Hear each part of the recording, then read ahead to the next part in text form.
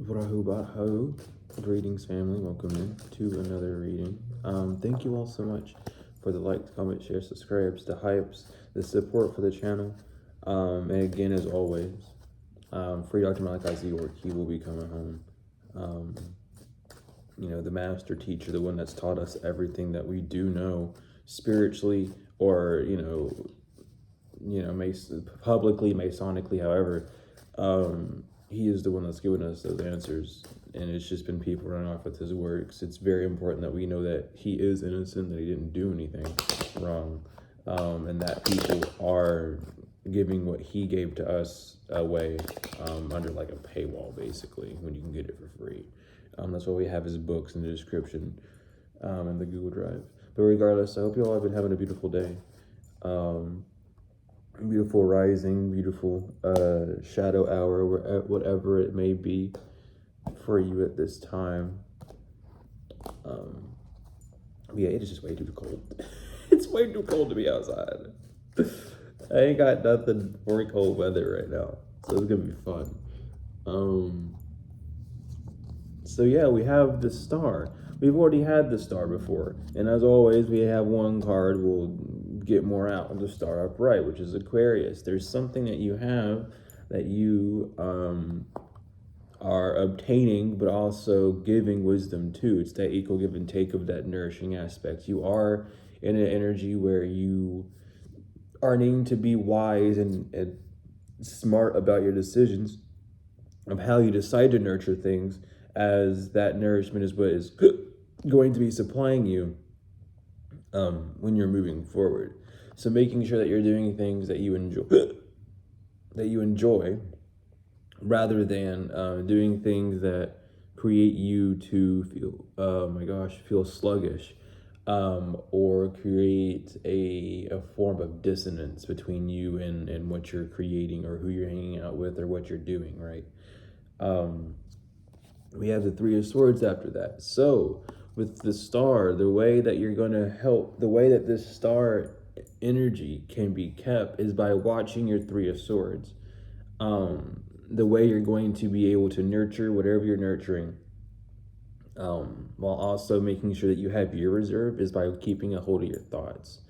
We might not want to believe it, or some of us might even not know it. Some of us haven't really put that much thought into it, which is ironic. But the brain takes up a lot of energy within the body. It does a lot. It scans a lot. It has three consciousness that it goes through, the three stages: the conscious, the subconscious, and then it's not the super conscious, because the super conscious would be subconscious, below or deeper than the conscious, making it more than the conscience. That's where that dogma gets kind of busted down. I would say it's like the soul, or like just the true over heart of like the divine feminine within the heart, just that over knowing would be the third stage of the consciousness, because it has to go through all three. Regardless, it is saying that your thoughts are damaging your heart space, or that your thoughts are damaging your feelings. Your thoughts are swaying the waters of how you're moving. So if this is you, like, how do I bring people in for my business, or how do I grow my business, business oriented. Right now, what you're doing is you're paying attention to that nurturing thought. You're seeing, what can I do to bring more in? What do I need to do?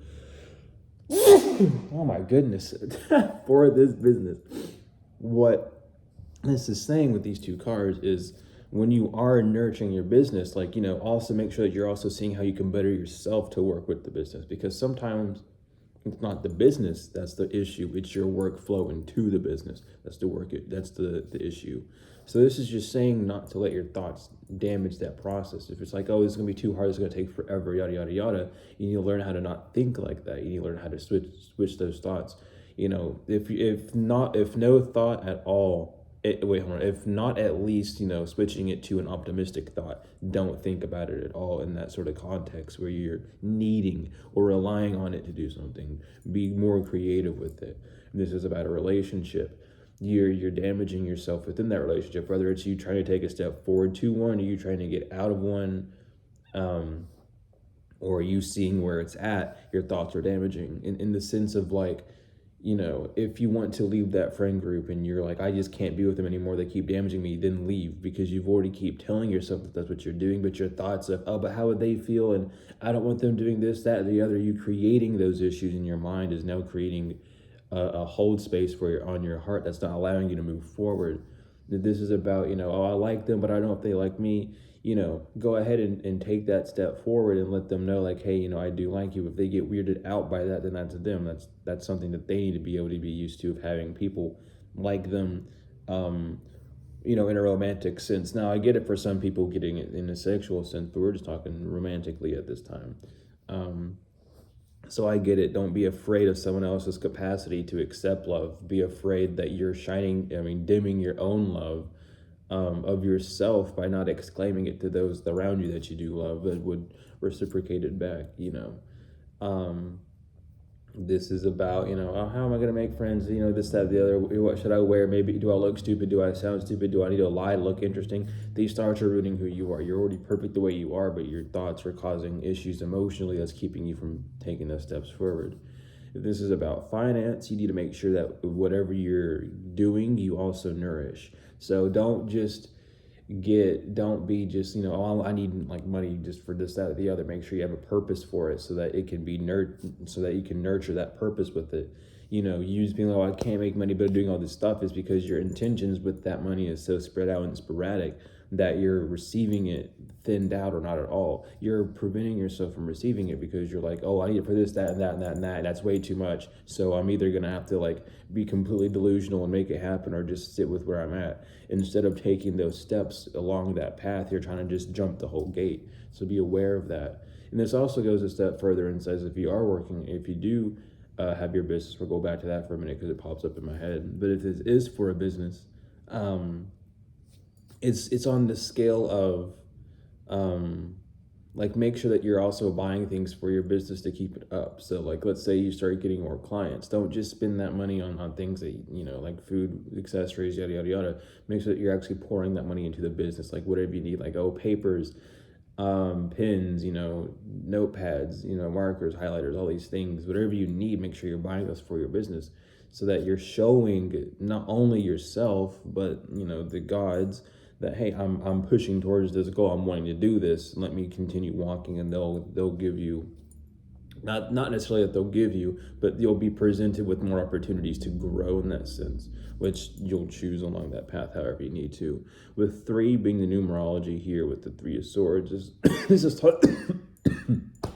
cool. This is talking about the connection, or the connectivity, the coming together, the wholeness of something coming together. So you being in that whole state, when your masculine turns to your feminine, your masculine's just bitching.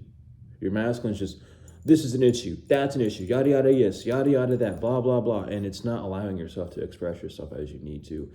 The 3 of Swords, which I forgot to mention, is Libra and Scorpio. So we have Aquarius and then Libra and Scorpio, which is kind of funny, because the man bearing wisdom is receiving its balance from